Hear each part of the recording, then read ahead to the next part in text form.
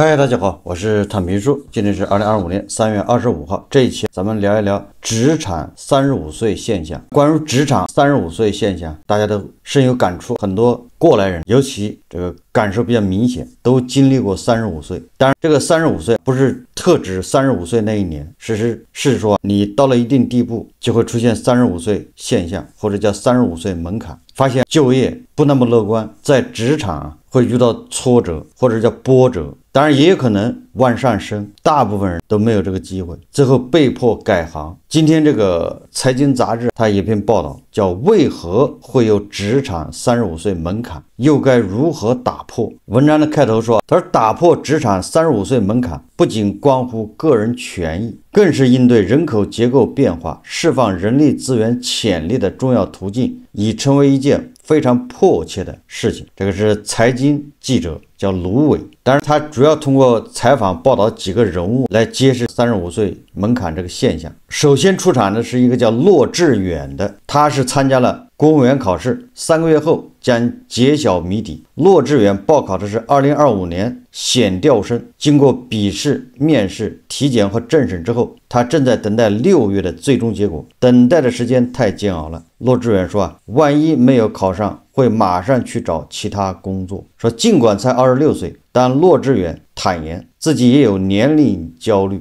一方面是因为一直在啃老，更多的则是对没有考上选调生后能否找到一份好工作的担忧。当然了，那骆志远这种忧虑那就太普遍了，每个年轻人、学生都有这样的担忧。随着受教育年限的提高，年轻人进入职场的时间不断延后，这就所谓的咱们叫推迟就业，叫蓄水池。他们往往只有短短数年的时间去应对很快就要到来的35岁困境。在一些社交平台上，如何在35岁之前成功上岸，探讨比比皆是。职场35岁危机或35岁门槛是否真的存在？它因何产生？影响几何？又该如何破除？今年两会，全国人大代表、中国社会保障学协会的会长、中国人民大学教授郑功成提交了关于坚决纠正就业领域年龄歧视的建议。郑功成在调研中发现，当前中国就业市场年龄歧视普遍，特别是35岁限制入职现象严重影响了青年人的就业，导致人才浪费和就业结构性矛盾。暨南大学经济与社会研究院院长冯帅章对财经表示现在确实是一个打破35岁年龄限制的时机，需要解决大家的年龄焦虑问题，这肯定是一个非常急迫的事情。那为什么会有35岁门槛呢？我们看看这个文章说的对不对，或者就说的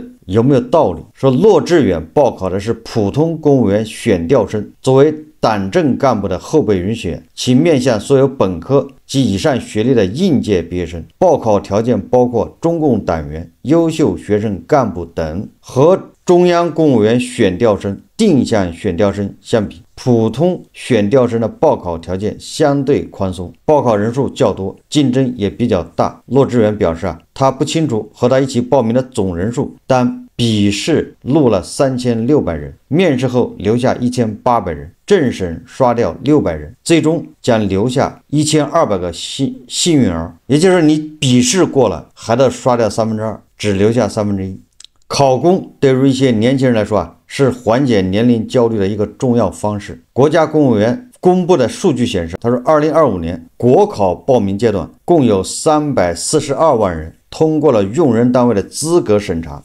你是报名你得有资格一共342万人，与录用计划数之比86比1，也就是86个人争一个岗位争一个名额。与2024年相比，2025年国考报名人数增加40万人，再创新高。公开资料显示公务员考试中35岁的年龄限制最早实施1994年原人事部发布的《国家公务员录用暂行规定》，首次明确要求报考者年龄为35岁以下。北京市朝阳区海外高层次人才协会秘书长石志明表示1994年后35岁就成为招聘市场对于年龄要求的基准线，越来越多被写进招聘信息之中，成为某种职场规则。也就是30年前才有35岁这个概念，也是从国家公务员开始的。说经历了3轮面试后，32岁的王蒙终于得到了一家大厂的生活服务岗位。他表示自己一直想进大厂，投了很多简历，但给他面试机会的只有2家，其中一家因为年龄问题没有录用他，而给予他机会的这家提供的岗位并不是他最中意的。入职后，我发现自己的团队里面的老是属于第2老的。王某表示我会好好珍惜这个机会。专家分析，一些用人单位的年龄偏好背后是多重权衡的结果。一是成本考量，更年轻的员工相比较35岁以上的长期职工，在薪资待遇和社保缴纳基数上会低很多。二是绩效焦虑，几家互联网大厂数据显示，95后员工平均晋升周期 2.3 年，较80后缩短 40%， 可以更快达到公司绩效考核，符合快速迭代的商业逻辑。三是技术压力，近年来技术手段和人工智能替代率更新极快，企业更倾向投资可塑性强和学习能力强的年轻员工，以适应技术变革。四是管理惯性，麦肯锡此前一份调研显示说 62% 的35岁以上职员中存在年龄偏见，难以融入和适应公司文化。企业认为年轻员工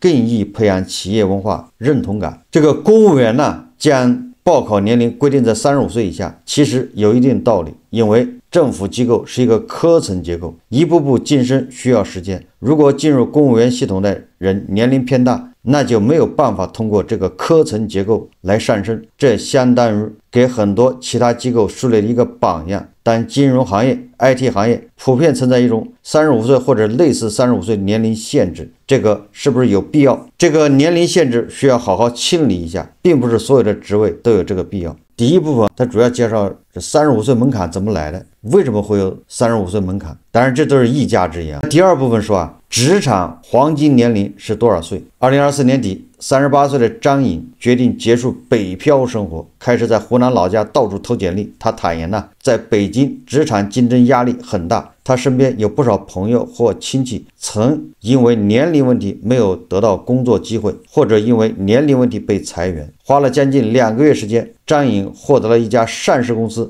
媒体总监的职位。他透露，在面试过程中，他被问的最多的就是从业经验。他很庆幸年龄问题没有被问到。张颖的年龄焦虑部分源自身边的朋友，有朋友告诉他，简历上的年龄可以写小一些，因为只要面试通过了，有些企业一般不会纠结年龄问题，即使企业有明确年龄限制，这时候要么直接承认真实年龄，要么就说身份证上年龄是错的，当初为了早点上学特意报大了2岁。事实上，张颖正处于中国就业市场的主流群体之中。根据第7次全国人口普查数据，中国就业人口中30岁到39岁年龄段占据了 27.6%， 是当下就业占比最高的人群。这一段年龄段的人群处于事业上升期，工作经验丰富，技能积累较为成熟，因此就业比例较高。此外，40岁到49岁年龄段的就业人口占比比较高，达到了 25%， 仅次于30岁到39岁年龄段。这2个年龄段的就业人口合计占比达到 52.7%， 反映出70后和80后在当前就业市场中仍占据重要地位。作为一名90后，骆志远表示他这次如果没有考上选调生，会尽快去找一份稳定的工作。骆志远表示，稳定会是他找工作的基本前提，因为要应对35岁危机。据郑工程介绍从各种招聘信息来看，35岁限制入职现象成为影响青年人就业，特别是提高高学历年轻人就业的严重障碍。有的单位还设置了32岁、30岁、27岁等根据学历分段限制条件，年龄成了一个可以任由用人单位随意设限的指标。这种在事业单位、高校老师，还有一些招博士生的等等，它都有35岁限制。研究机构招人也是这样，那这个当然是违背了公平就业、积极就业政策的取向，迫使青年人不得不连贯升学，也使一批优秀的青年学子无法找到称心工作，进而造成人才资源的浪费，加剧就业结构性矛盾。这个用人单位年轻人偏好是导致所谓35岁年龄歧视的一个原因，因为现在比较卷，年轻人相对来说更加卷得动。但实际上也有研究发现，他说用人单位的年轻人偏好可能跟劳动力市场缺乏灵活性也有关系。年纪大的人工资待遇没办法降下去，生产率贡献又没有那么大，这样就会导致企业不愿意雇佣年龄大的员工，而年轻人相对可能生产率更高。在经济发展比较快，劳动力素质更新比较快，比如教育程度提高比较快的时代更是如此，这是年龄大的人焦虑的比较重要原因啊。说了半天，中国人的黄金年龄到底是多少岁呢？北京大学社会研究中心博士研究生何宇晨在一篇题为《青年人的35岁危机是真的吗》的文章中提到，如果将收入最高的年龄看作黄金年龄，那么中国黄金年龄近30年来从55岁持续下降到35岁。这篇文章提出了经验效应。什么叫经验效应呢？就是生命周期人力资本积累，体现个人在其生命周期中如何随着经验而增长的收入能力。与队列效应，这个队列效应呢，就是队列间生产率增长，体现一群工人在进入劳动力市场时相对人力资本水平。当经验效应主导时，黄金年龄往往会变老；当队列间生产率增长占上风时，黄金时代往往更年轻。在中国未来年龄和收入关系变动的预测中，上述文章提到，随着时间的推移，中国黄金年代的年龄变化趋势将会转变，从不断降低变为不断提高。黄金年龄将会从2010年的30岁到35岁左右开始变老，到2035年将达到45岁到50岁。文章称，这种变化类似于韩国在过去10年中经历的模式。这文章第3部分讲的是变化正在发生，现在从35岁到40岁。第4部分他讲年龄限制应该破，但怎么破？今年3月，张颖正式在新单位上岗。他表示，老家湖南的竞争压力没那么大，更关键的是，他迫切要结束常年出差的生活，留更多时间陪伴家人。张颖的想法契合石直敏在2024年做了一项针对青年人才在工作中的学习能力课题研究。该研究覆盖了多种行业和不同层次258家企业。在留存率反差方面，石直敏研究发现，35岁以前的员工平均在职周期2.7年，35岁以上的则为4.1年。年轻职工高离职率也是隐性管理成本，增加了企业人力资本损耗。而35岁以上的职工，由于家庭等各方面的原因，稳定性比较强。老员工定期的薪酬调整以及工龄津贴等长期福利随工作年限的增加，这可能让部分企业觉得老员工的人力成本高于新员工，从而产生不如经常更新换代的想法。这实际上简单的把人力成本和年龄挂钩，从而忽略了新员工招聘和培训成本以及老员工的经验沉淀所能创造的价值。专家表示，在人均受教育年限持续延长、人均预期寿命持续延长的大背景下，就业领域中的年龄歧视现象泛滥及其不良效应日益显性化。35岁限制入职现象必须引起高度重视，要尽快遏制就业年龄歧视现象持续的势头，制定纠正这一严重损害高质量就业问题的时间表与路线图。专家建议说，主管部门要清理带有年龄歧视的政策性文件，制定专项行动方案，争取在3年到5年内营造反就业年龄歧视的社会氛围。建议国家明确机关事业单位在纠正就业歧视中带头作用，并接受社会监督，建立就业年龄歧视申诉途径和公益诉讼制度。建议修订就业促进法，明确将年龄歧视纳入劳动监察重点，增设企业年龄包容指数作为税收优惠依据，对聘用35岁以上员工超50%的企业给予社保补贴，利用技术手段联合人社部开发岗位胜任力年龄适配模型。3月12号，人民日报刊发一篇题为《破除35岁门槛，让年龄不再成为标签》的文章，称破除35岁就业门槛需多方协同，这不仅关乎个体权益，更是应对人口结构变化、释放人力资源潜力的必然选择。希望全社会共同努力，让年龄不再成为标签，创造一个没有歧视的就业市场，在公平公正的环境中实现自身价值。这个就是财经它的一篇关于介绍职场35岁门槛这种现象，如何打破这种现象。关于这个35岁门槛，咱们也谈过比较多。我感觉这个文章说的这么长，没有说到要点上面，就是35岁这个现象到底是怎么产生的，也就是企业为什么要用35岁以下的人。实际上这个文章找了这么多专家，还有这么多从业者，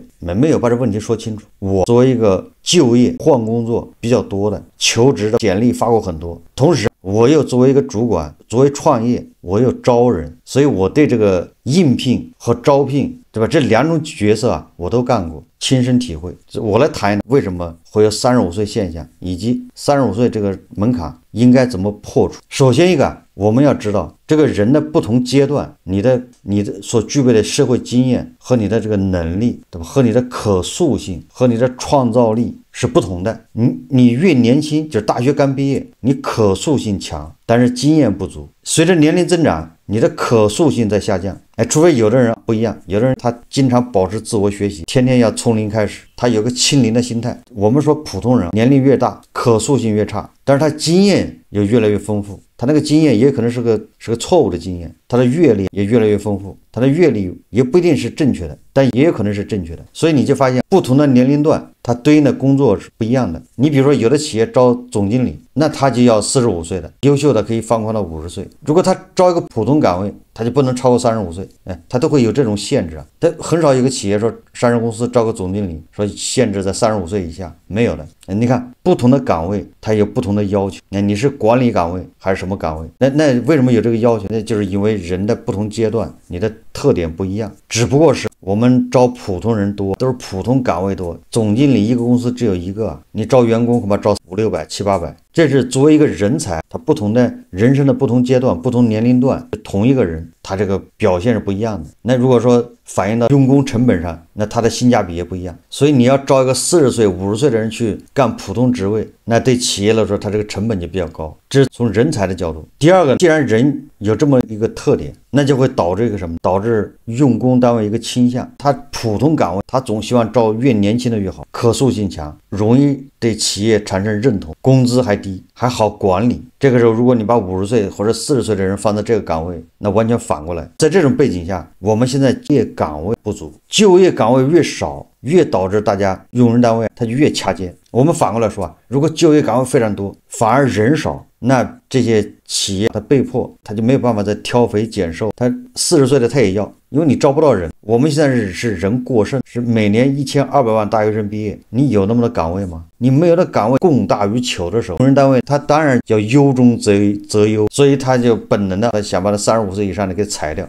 你看35岁的，因为一般的企业的工资总得涨一涨，你在那儿混到35岁了，你的工资肯定比刚来的员工要高，或者高得多。说不好听一点的，有的人已经成了老油条了，摸鱼侠，成了混子。所以用人单位首选是要把这些人想办法给他弄走。所以一旦裁员，一旦这个缩编，一旦搞下岗，这种人就是成为首要的这个目标和对象。你再往上的也不一样了，再往上他是管理岗，比如说总监或者是副总，本来人数就少。所以说根本矛盾还是供大于求，供大于求是一个相对关系。也有可能我们1200万大学生不算多，是因为我们的岗位下降太快，大量的按照人民日报的说法，大量低质量的外资跑了，是不是工作岗位没了？然后我们自己的很多企业因为供应链的原因，因为贸易战的原因也得跑了，跑到东盟，跑到墨西哥去了，是不是大量的工作岗位带走了啊？连富士康都跑到印度去设厂生产苹果，这岗位也带走了，大量的岗位流失。这外资它不进来啊，或者就是低质量的外资它不进来，进来都是高质量外资，高质量外资毕竟数量有限的，解决不了多少就业啊。我总拿10几年前的移动互联网刚爆发的时候来举例子，大家回忆一下，就那个时候小米出来了，字节跳动、美团、滴滴这些平台雨后春笋一样的出来，那是移动互联网创业的高峰期。你现在看到很多知名的 APP 应用都是那个时候。为什么会有这么一个繁荣时期？那就是大量的外资进来。你要知道滴滴、美团还有抖音、字节跳动，知道他们烧的都是谁的钱吗？烧的都是美金，他们通过 BYI 架构，钱就这么进来，开始跑马圈地烧。那个时候这些企业第一个遇到的就是人，需要招人挖人，大家回忆一下那个时间段，35岁现象这种矛盾它就不突出。为什么？相对来说人才不够，那时候跳槽很频繁。你上午从新浪被裁掉了，那时候互联网不行，新浪、搜狐，上午把你裁掉，你下午就去字节跳动报道去了，或者去美团报道。不是你厉害，是那个时候正好大量的外资进来，提供了大量的工作岗位。那很多新的公司刚拿到 B 轮，拿到 B 轮的任务就是扩张，跑马圈地。你以美团为例，美团扩张。你美团融资融到什么 F 轮啊，多少轮？那个字母都不够用了啊，就是烧钱。它全国各个什么省会城市，那必须有站点、有分公司、有团队。知名一点的地级市呢，肯定有团队。那你说他要招多少人？所以说啊，你就业岗位现在在下降，或者你的增长速度跟不上毕业生的增长速度，那就是导致咱们人才是供大于求。你只要是供大于求，你搞什么政策都没有用。所以这些专家什么又是立法，又是说你规定不准35岁歧视，你这有什么用？成见是吧？这是人心中的一座大山，你怎么翻也翻不过去。你不让人家企业在招聘上面写35岁，那有什么用？人家面试的时候一看你年龄35岁，他就不要你了，对不对？他不说理由。就像很多女同志啊，女孩子找工作，人家一看你是不是你刚结婚还没生孩子，人家会把你礼貌的把你拒掉，他会找个别的借口。他不会告诉你，我不要你是因为你来你就要怀孕，你怀孕到时候3年我得给你发工资，完了你也上不了班。他会跟你实话实说吗？他不会说的，他一定会找个别的借口让你不要你。35岁现象也一样，你不让人家写，但是人家一看你35不要了，为什么这样？还不因为人多吗？他有的选择，有很多20多岁的他可以选。所以说主要矛盾还是就业岗位少。那还有一个次要矛盾，什么矛盾？我们现在是教育产业化扩招，为了缓解这个学生的焦虑，大学是不是在扩招？扩招什么意思？扩招其实有必要让更多的人接受大学教育，这都是好事。但是随之而来的是让很多人搞不清楚，有很多家长、很多学生以为上了大学那就必须有个好工作，这还是就业观念的问题。本来很多人他应该是在流水线上拧螺丝的，当然有时候扩招，这些人他没去拧螺丝，他上了大学他就认为我应该白领，坐在格子间里面，上班没事喝咖啡，写些 PPT， 一个年薪就20万，他有这种想法，导致的这些人充斥在这个就业的市场，那就更加拥挤。